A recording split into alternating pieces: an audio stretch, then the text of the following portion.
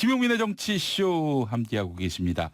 샵 1035 짧은 문자 50원 긴 문자 100원으로 여러분의 의견 사연 받고 있습니다. 장희정님 벌써부터 문자 보내셨는데 어제부터 보는 라디오로 보는데 훨씬 재밌네요. 굉장히 친근감이 느껴집니다. 라고 해주셨습니다. 감사합니다. 이런 이야기 들으면은 이 유료 서비스로 전환을 해야 되겠다. 그런 생각이 듭니다. 네. 예. 이 청취자 등을 치는. 속이 얹혔을 땐 등을 쳐야 됩니다. 네, 그렇습니다. 자, 이혜진님 매일 똑같은 일상 속에서 돈돈 브리핑으로 세상 유쾌한 하루를 시작합니다라고 하셨는데 이러다가 청취율 조사 네. 전화가 왔는데 정상근의 돈돈 브리핑이요. 이러는 일이 발생하면은 감사합니다. 예, 고현준의 뉴스 브리핑에 덕을 보는 수가 있어요. 아, 그러네요. 큰일 납니다. 예, 여러분 SBS 러브 FM 김용민의 정치쇼를 얘기해야 저도 좋고 네. 정상근 기자도 좋은 거예요. 그렇습니다. 예. 네. 빚용민 빚상근. 네. 빚을 많이 지셨다는 얘기가 있어요. 예, 잘 갚아가고 있습니다. 예, 알겠습니다. 빚용민 빚상근. 청취자 여러분께 빚을 지고 있는 네. 김용민입니다. 다음 주에 큰 빚 좀 지고 싶습니다. 바로 네. 청취율 청취율 조사에서 조사. 김용민의 이름을 호명해 주는 것. 예. 김용민의 이름을 호명하시더라도 SBS 러브 FM 김용민의 정치쇼로 해주셔야 됩니다. 네, 엉뚱한 그렇군요. 방송이 덕을 볼 수가 있어요. 그러니까. 엉뚱한 방송도 같이 하고 계시지 않습니까? 네. 네. SBS 러브 FM 김용민의 정치쇼. 네. 많이 사랑해 주시기 바라겠습니다. 네. 자, 그래요. 오늘 첫 소식 어떤 소식입니까? 네, 마이크 폼페이오 미국 국무장관이 내일쯤 평양에 도착할 예정인데요. 이 가운데 미국 국무부는 북한의 비핵화 시간표를 제시하지 않을 것이다 라고 밝혔습니다. 최근 마이클 볼턴 미국 국가안보 보좌관이 지난 1일 그 미국 CBS 방송과의 인터뷰에서 이 마이크 폼페이오 미국 국무장관이 북한의 핵무기뿐 아니라 네. 생화학무기 그리고 탄도미사일을 1년 이내에 해체하는 방법에 대해 논의할 것이다. 이렇게 얘기를 해서 예. 미국 언론과 일부 우리 언론이 주목을 했는데요. 이 미국 국무부는 현지 시각으로 3일 이 브리핑을 통해서 북한 비핵화 관련해 일부 인사들이 시간표를 밝힌 것으로 알고 있지만 우리는 그런 시간표를 내놓지 않을 것이다. 네. 이렇게 말했습니다. 이게 공식적으로 뭐 밝히는 거를 있는 그대로 믿기가 쉽지 않아요. 네. 다 나름대로 협상용 발언으로 사람들이 인식하고 있기 때문에 네네. 그래서 이 발언들 속에서 있는 그대로의 진실이 담겨 있다기보다는 지금의 미국의 협상 전략은 무엇일까 네. 가늠해보는 하나의 어떤 이 소재가 될 가능성이 높아요. 네, 뭐 그런 점에서 지금 미국 일부 언론들은 이 미 국무부가 이 볼턴 보좌관을 가리켜서 일부 인사라고 얘기를 했잖아요. 네. 그 정도로 그 볼턴의 돌출 행동에 불쾌감을 표하고 있다. 이렇게 보는 반면 또 다른 한편에서는 이거는 강원 전략이라는 미국의 협상 전략 속에 일종의 약속 대련을 하는 거다. 이렇게 보는 쪽도 있다라고 합니다. 예. 어쨌든 폼페이오 국무장관은 내일 평양에 도착해서 7일까지 머물 것으로 보이고요. 여기에 6명의 그 미국 측 풀기자가 동행을 할 것으로 보입니다. 기자를 동행시켜요? 네네. 기자들도 함께 간다고 하고요. 예. 한편 트럼프 미국 대통령은 자신의 트위터를 통해서 북한과 좋은 대화를 나누고 있으며 대화가 잘 되고 있다. 이렇게 밝히기도 했습니다. 이 말도 믿을 수가 있어야지. 네. 이게 뭐 또 눈에 보이는 거는 아직 대화를 북미 정상회담 이후 재개를 하진 않았는데 예. 네, 어쨌든 뭐 잘 되고 있다고 합니다. 하여간 뭐 최종 선언문 혹은 조약문 사인할 때까지는 네네. 하여간 이 발언은 과연 정확한 말일까 의심하고 보는 것이 손해 보지 않는 길이 아닐까. 네. 그런 생각을 해봤습니다. 그렇군요. 예.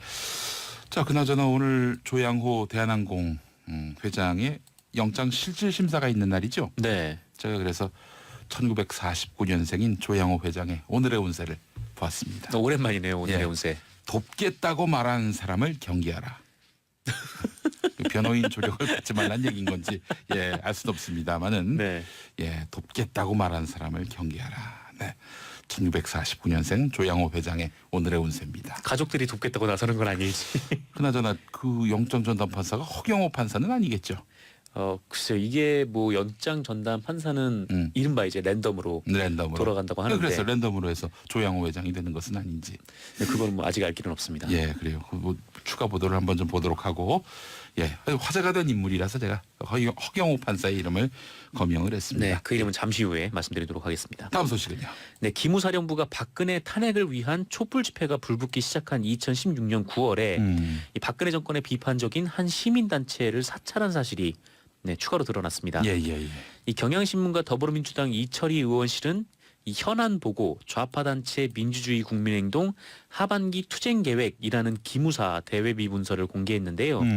여기를 보면 이 민주주의 국민행동이라는 시민단체가 2016년 8월 25일 이 서울 합정동에서 개최한 워크숍 결과가 적혀 있었습니다. 예.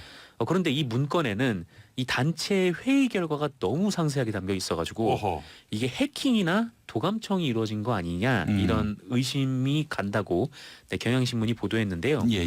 이 단체가 그 사드 배치에 대한 헌법 소원을 하는데 뭐 몇 월 며칠까지 청구인을 모집하고 뭐 몇 월 며칠에 헌법재판소에 제출하려 한다 뭐 이런 내용도 담겨 있었고 또 9월 중에 이 박근혜 탄핵을 위한 총궐기 투쟁본부를 출범시키고 뭐 10월 1일에는 뭐 범국민 대회를 개최를 하고 또 11월 12일에는 뭐 20만 명을 참여하는 것을 목표로 뭐 총궐기 대회를 추진하고 뭐 이런 식으로 구체적인 일정까지 다 들어가 있다고 하고요. 네. 또 탄핵 사유를 뭐 7가지 결정하고 그 내용들도 상세히 다 들어가 있고 뭐 이런 식의 내부인이 아니면 알 수 없는 세세한 정보들이 기록돼 있었다고 합니다. 예. 이 기무사는 이들 단체가 그 함세웅 상임 대표를 포함한 그 운영진 대다수가 과거 국보법 위반 또는 수시 방북 전력이 있는 자들도 구성됐다. 이렇게 일종의 종북 프레임을 씌웠고요. 야, 이게 바로 그 기무사 문건이란 겁니까? 네, 기무사의 대외비 문건입니다. 국민의 세금을 받고 운영되는 네. 군 기무사가 국민들을 종북으로 몰고 말이죠. 네. 예. 아니, 국민이 아니네요. 그렇죠. 이름이 거명된 분들은 다. 이 기무사의 원래 임무가 이제 방첩, 네. 그러니까 뭐 북한의 이제 간첩을 막는 그런 임무지 않습니까? 네. 이 행동이 만약에 옳았다면은 지금 거명된 인사들은 그럼 간첩이란 얘기입니까? 그렇게 본인들의 이런 정당성을 주장하기 위해서 네. 아무데나 다 간첩이라는 혐의를 씌운 거 아닌가 이렇게도 의심이 되는데 예. 그러면서 이 관계기관 그러니까 청와대랑 국정원에 예. 이 관련 자료를 제공해서 대응해 나가겠다 뭐 이런 내용도 있었다고 합니다. 예. 이게 그 도청감청 의혹도 있다는 말씀을 하셨죠. 네네 그렇습니다. 예. 이 도청감청이 어려운 것 같지만 여러분 절대 어려운 게 아닙니다. 저 장준하 선생 네. 부인 김희숙 여사가 얼마 전에 세상을 떠났는데 중앙정보부 60년대 70년대 중앙정보부가요 장준하 선생 가족들이 안방에서 나눈 대화 내용도 다 사찰 문건에 네. 그걸 기록해 놨어요. 예, 그러니까 60년 70년대에도 그렇게 도감청이 발달한 거예요. 네. 우리 집 안방에 뭐가 있을지 모르는 거죠. 그렇습니다. 야. 뭐 휴대전화 통화도 뭐 다 도감청을 할 수 있다고 하고 예. 이 논란이 좀 됐었던 이게 적이 독재 있죠. 정권 때 이게 아니라 박근혜 정부 때 있었던 일이란 거 아니에요? 네, 그렇습니다. 얼마 전에 몇 년 전에. 불과 얼마 전이죠. 2016년이니까 한 2년도 채 안 됐습니다. 어처구니가 없습니다. 이 저 발본색원에서 네. 지금도 뭐 일부는 계속 회사 다닌다고 하다고만요. 네, 일부가 아니라 거의 대부분이 예, 지금 회사를 다닌다고 하는데 군기무사라는 회사에. 네, 이 서울신문 보도였는데요. 네.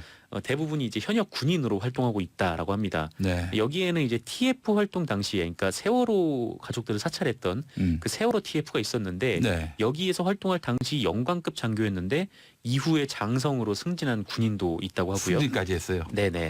참. 사실 2010년부터 이뤄졌던 이 군 사이버 사령부의 댓글 사건 같은 경우에는 이 책임자들이 이미 다 전역을 해서 네. 조사나 처벌이 좀 어려웠는데 예. 이번 그래서 세월호 민간인 사찰건은 지금 현직들이어서 예. 대부분이요. 예. 그래서 조사와 처벌이 가능할 것 같다라고 보입니다. 네. 이 송영무 국방부 장관도 이 기무사는 군의 명예를 대단히 실추시켰다. 뭐 불법 정치 개입이 국군 역사에서는 마지막이 되도록 조치하겠다. 네. 이렇게 얘기를 하기도 했습니다. 뭐 영관급이든 장성급이든 네. 하여간 이런 일이 사실로 확인되면 전 영창으로 보내야 된다고 생각합니다. 네, 그렇습니다. 뭐 이건 뭐 그 군이 민간인을 이렇게 사찰을 하고 네. 감시를 한 셈이 되니까요. 이거는 뭐 군법에 의해서 엄히 다스려야 되지 않을까. 아주 코가 삐뚤어지게 그 책임을 묻지 않으면 말이죠. 네. 언젠가 또 이 짓을 할 수가 있어요. 네. 그때 그 일을 했던 선배들이 엄청나게 그 책임을 져야 했다. 이런 교훈을 남겨놓지 않으면은 이런 일도 발생합니다. 어쨌든 사면이 되긴 했지만 이 전두환 노태우 두 전직 대통령이 사형 선고까지 받고 뭐 무기징역까지 선고까지 받고 하니까 예. 뭐 군에서 이제 쿠데타를 뭐 쉽게 일으키지 않는 좀 그런 역사에 좀 진전이 이루어지지 않았습니까? 그래서 네. 확실한 처벌이 있어야 네. 뭐 미래가 좀 더 발전하는 네, 그런 계기가 될 것 같습니다. 제가 표현을 했습니다. 코가 비뚤어지도록 네. 네, 아주 정말 맵게 처벌을 해야 됩니다. 사실이라면. 자, 그나저나 권성동 의원 영장 기각. 지금 SNS가 뜨겁습니다. 네, 이 강원랜드 채용 과정에서 부정 청탁을 한 혐의를 받고 있는 권성동 자유한국당 의원에 대한 구속영장이 기각됐습니다. 허경호 영장 전담 부장판사는요, 범죄 혐의의 다툼의 여지가 있고 이 구속의 사유와 필요성, 상당성도 인정하기 어렵다라고 밝혔는데 네. 아까 오프닝 때 말씀하셨던 것처럼 뭐 이명이나 네. 그다음에 그 안태근 이종명, 네. 안태근 그리고 김관진 다 같은 말이 나왔습니다. 범죄 혐의의 다툼의 여지가 있고 다툼의 여지가 있다. 네, 이 구속의 세상 사유가 모든 최종 판결 나기 전에 네. 모든 사안은 다 다툼의 여지가 있지 않습니까? 그렇습니다. 이 뭐 토시 하나 안 바뀌고 거의 그대로 나온 걸로 제가 봤었는데 어쨌든 이번 권성동 의원도 똑같은 이유로 구속영장이 기각이 됐고요. 네. 한편 이 권성동 의원은 2012년 11월부터 이듬해 4월까지 두 차례에 걸쳐서 진행된 이 강원랜드 교육생 채용에 이 지인 자녀 등 최소 16명을 선발해달라 이렇게 네. 청탁을 한 혐의를 받고 있습니다. 예. 뭐 2013년 9월에는 뭐 감사원에서 진행하는 감사를 신경 써달라 이런 최용집 당시 강원랜드 사장의 청탁을 받고 이 자신의 비서관이던 김모 씨를 그 대가로 채용하게 한 혐의 뭐 이런 것들도 있어서 뭐 업무방해, 제3자 뇌물, 뭐 직권남용, 권리행사 방해 네. 이런 혐의들이 잔뜩 있는데요. 게다가 이제 가장 큰 문제는 이 강원랜드 채용 비리를 수사하던 안미연 검사가 폭로를 하지 않았습니까? 그러니까 검찰 윗선이 권성동 의원과 관련된 증거들을 삭제하라 이런 네. 지시를 내렸다라고 주장을 했는데 게다가 또 권성동 의원이 당시 법사위원장이었기 때문에 네. 이 검찰로서도 무시할 수 없는 위치인 것도 분명했고요. 그런데 이런 증거인멸 정황이 있는 상황에서 좀 압수수색 영장을 기각을 한 게 좀 이해하기 어렵다. 네, 이런 비판의 목소리가 많이 나오고 있습니다. 예, 알겠습니다. 다음 소식은요. 네, 그 이명박 전 대통령의 친형인 이상은 다스 회장이 이명박 전 대통령의 최측근인 강경호 현 사장을 경질했다. 라는 뉴스가 나왔습니다. 강경호 사장이 그 MB가 서울시장일 때 서울 지하철공사 사장이었을 거예요. 네, 맞습니다. 그 예. 이명박 전 대통령의 최측근으로 분류가 되는데 네. 그런데 MB 최측근인 인사를 이상은 회장이 날렸다. 네. 예. 과거에 이런 보도가 있었어요. 그러니까 이상은 회장이 법인카드를 그러니까 뭐랄까 이제 회사 돈을 어느 정도 이상을 사용을 하면 사장한테 혼이 났다라는 그런 얘기가 있었는데 그렇죠. 이상은 회장은 그래서 실권이 없었다. 네. 이런 얘기가 많았어요. 그래서 이제 회장이지만 뭐 바지 회장 뭐 이렇게 불리기도 했었죠. 네. 이 꽤 규모 있는 중견기업 회장님이 지금 법인카드도 마음대로 못 썼고 뭐 가업도 이 자기 아들이 아닌 뭐 자기 아들에게 꼭 물려줘야 하는 법 없지만 네. 뭐 이명박 전 대통령의 아들 시영 씨에게 사실상 승계 작업이 또 이루어지기도 했고 실제로 이상은 씨 아들이 이동형 씨인데 네네. 이동형 씨는 지인에게 난 아무 힘이 없다. 네. 이런 얘기를 했어요. 그렇습니다. 네. 많이 또 실제로 밀려나기도 했고요. 그래서 이시영 씨한테 많이 밀렸다는 얘기도 실제로 했었고. 네. 예. 그런데 이 이명박 전 대통령이 구속 수감된 현재 이상은 회장이 이 다스의 인사 발령을 내서 이 MB의 측근이던 강경호 현 사장을 경질을 했다는 거예요. 그리고 이 예. SBS 보도에 따르면 예. 이 다스 관계자의 말로는 이렇게 회장이 단독으로 인사 발령을 낸 건 처음이다. 네. 아니 뭐 보통 회사 시스템이 뭐 인사팀을 거쳐서 뭐 대표이사의 예. 뭐 승인을 받고 하긴 하는데 어쨌든 회장이 네, 이렇게 이런 인사를 낸 것은 처음이다라고 얘기를 했다라는 거죠. 지금 검찰은 이 저 다스가 MB 회사다. 네. 그 이상은 회장은 이름만 그냥 네네. 회장일 뿐이지 실제 주인은 MB다 이렇게 해서 기소한 거 아니에요? 네. 그런데 MB는 지금 끝끝내 부정하고 있고 이런 와중에 이상은 회장이 다스는 내 거가 아니다라는 MB, 네. MB를 배제하고 자기가 MB 측근인 사장을 쫓아내고 네. 예, 다스를 장악하려 하고 있다. 네, 이런 그게 얘기 이제 아니에요, 한마디로. 그렇습니다. SBS는 그렇게 보고 있어요. 그러니까 동생이 구속 수감된 사이에 이 형이 회사를 실제로 장악하기 위해서 이제 승부수를 띄운 거다. 아, 이렇게 보고 있고 네, 오늘 아침 그 김어준 총수의 얘기로는 네. 오히려 이거는 다스의 실소유주를 이상은 회장처럼 보이게 하기 위해서 일종의 이제 약속 대련을 한 거다. 아, MB하고 이상은 회장하고. 네네. 이렇게 해석하는 시선도 있습니다. 네, 알겠습니다. 자, 행정안전부에 따르면 오늘 아침 11시 경북 북부 앞바다 지방에 풍랑주의보가 발효됐다고 합니다. 양식시설, 어선 등 수산 그리고 항만시설물은 피해가 없도록 보호 조치해 주시고 해상과 해안가에는 안전한 곳으로 대피하기 바란다는 그런 통보가 있습니다.